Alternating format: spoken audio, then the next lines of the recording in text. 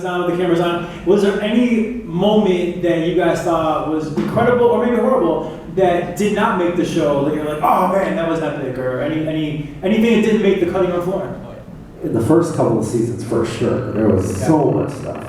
But it's 22 minutes. They have to keep these stories going. They gotta make Eric sick all the time, so they cut all the fun stuff out.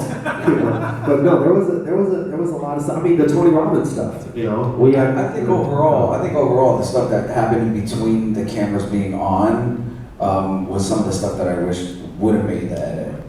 More than the stuff that's taken out, because the stuff that they missed, I think if it was captured, then it would have made really great TV. And especially when the cameras wrapped. They just didn't expect what happened after the cameras wrapped to be something that made this much of an impact as it eventually did. Tell the Tony Robbins story, because I don't know if we've ever told that. Yeah, they hooked us up. This is right before Dan was there. He kind of get left, and we were kind of, you saw us. It's why he came. Yeah, we're sitting there talking about staying 4. I think we can be 4. This is maybe a sign we're supposed to be 4. And for whatever reason, they're like, you guys need a date with Tony Robbins. So the most random thing ever, but they have Tony, and I'm sure they worked out like a deal and come talk to the guys at Lou's house and put it on the show. He comes to Lou's kitchen, we're all hanging out. We spent the whole day with him, and his goal was like, maybe look at things differently, maybe a 5th member, and like you kind of having us see the potential power of 5. The power of 5, and I think he was commissioned by Lou to do this. I'm gonna hold it honest. It makes no sense. Was he paid? But the guy is so convincing, and his hands are like hitting you. You're like, yeah, just stop hitting me. I'll do whatever you want. So we walked out there, we're like, yeah, we need 5 guys. We need 5. And that whole day, all that editing, and somebody that popular, they cut it. Nothing. No remnants of it on the show at all. When I watched the season back, I felt really bad for Shelly. Hold on. Wait. So what you don't like? It's also his favorite thing in the show. I actually in the moment. I'll be honest. When I was younger, I was annoyed by Shelly, right? Because all I was focused on was us being focused and working hard, and Ashley already had trouble focusing and working hard, and so Shelly was just a distraction, right? But when you look back on the TV show, Shelly was just like an innocent girl. She was just an innocent girl. Hold on, she was just an innocent girl who happened to be dating one of these guys, and the TV show kind of played her out to be this villain, and they juxtaposed her against other people, and my girlfriend at the time, who was not awesome, but they made her look amazing, and they made Shelly look like this Shelly helped because she showed up with boots up to here, and she was just carrying all the bags. And she was just a character, but then they would do things this is still my favorite scene in Cancun when she's getting smashed by the waves over and over and over. I love it. But they didn't have to put that. It was just part of this thing to make her look, paint her out to be this villain, and then everybody cheers. She's getting pummeled by waves in Mexico. I feel bad. I feel bad when I look back because she didn't know any I different. agree. And she's a young girl who's in love with this kid, and he's being taken away. So she's saying things in the moment. I wish you were not doing this thing, living your dream. What? Why do you say that? And immediately everyone's like, no, I can't believe she's saying that. But she's heartbroken, she's hurt, she's going through this thing, and she's dealing with it on camera in real time. She's talking to him for 5 hours, by the way, and that's what gets shown because that's the narrative now that they're going to say about her. So there's a definite piece of me that knows for sure. Maybe. Okay. Maybe I don't. That they would totally set those moments up. It's okay, we're gonna have this conversation, and then I'm gonna be like, I don't know if I can do this. And if I can't do it, then you can't stand in my way for a dream.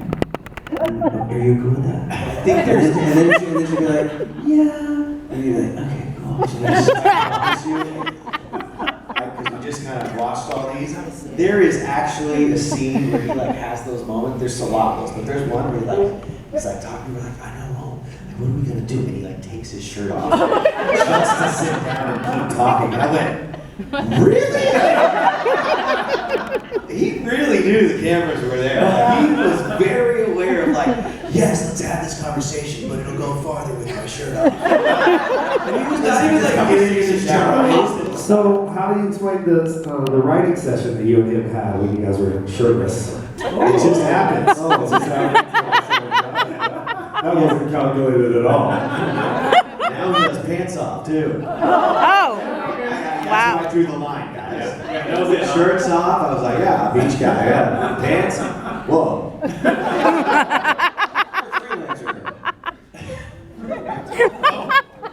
All right, so hold on, let's move on here.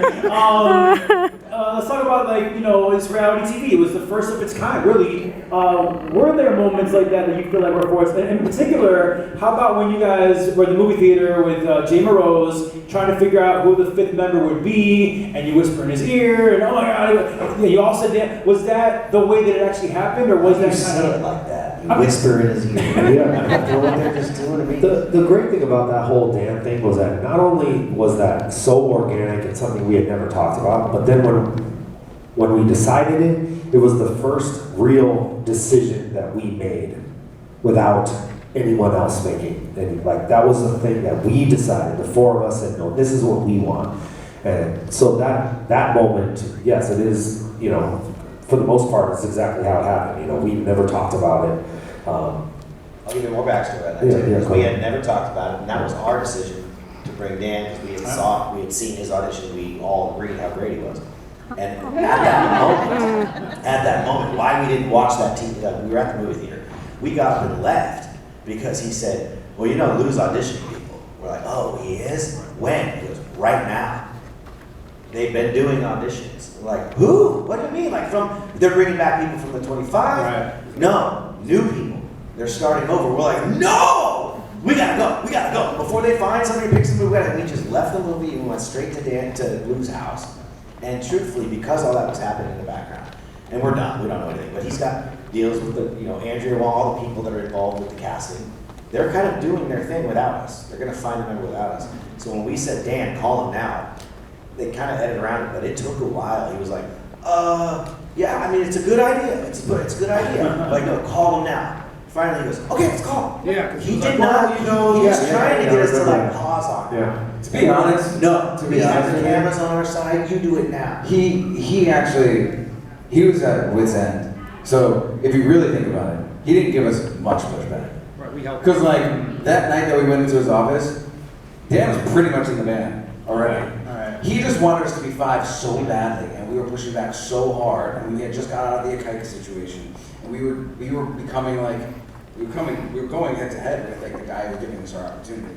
Yeah, when we did present Dan, like he was like, okay, yeah, I mean he's in. That might be true, but do you guys remember Jackie Sabucci came to Cancun? Do you remember? Yes. And I remember in the moment, the camera saying he was still auditioning for the band. Yeah, I remember. So like that was one of this was, I don't know, I was only, the first season I was there for a couple of weeks. Yeah. But then we went to Cancun. I was there thinking I was in the band. I don't remember if he had told me I was fishing, but I know Jackie was there too, and they were still trying to like. I think Jackie was really getting the short end of the stick. Yeah, Like, I think I he think had there already was- like kind of told Jackie to come, and then it was like, we got you, but oh, we already got the I think ticket. it was He's produced. just already gonna be here. Take a Like, free you vacation. know what I mean? It was Yeah. produced. That was I think- produced. Yeah. I think that once you came with us, it was like, yeah, it was a wrap. All right, very cool, very cool.